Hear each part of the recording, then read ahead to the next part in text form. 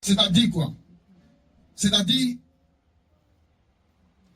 pensez toujours au commandement de Dieu.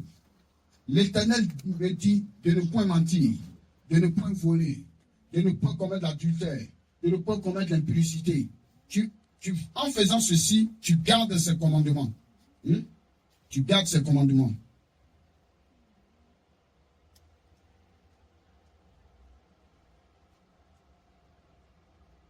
Parce que la mise en pratique de la parole de Dieu commence par le fait de garder les commandements de Dieu. De ne pas les oublier. Parce que tu ne peux pas pratiquer quelque chose que tu as oublié. C'est quelque chose que tu as gardé dans ton esprit que tu pratiques. Donc, la pratique de la parole de Dieu commence d'abord par le fait de garder les commandements de Dieu. C'est-à-dire méditer sur la parole de Dieu dans ton esprit pendant que tu es en train de travailler, pendant que tu es au WC, pendant que tu es en train de te laver, pendant que tu es en train de tout ce que tu fais. Dieu dit de ne pas mentir.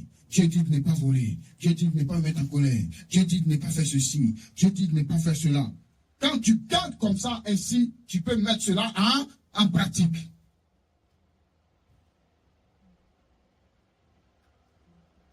Donc, se confier en Dieu, c'est garder et pratiquer sa parole. Amen.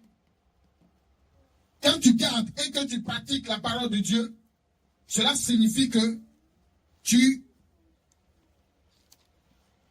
aimes Dieu et tu t'es confié en lui.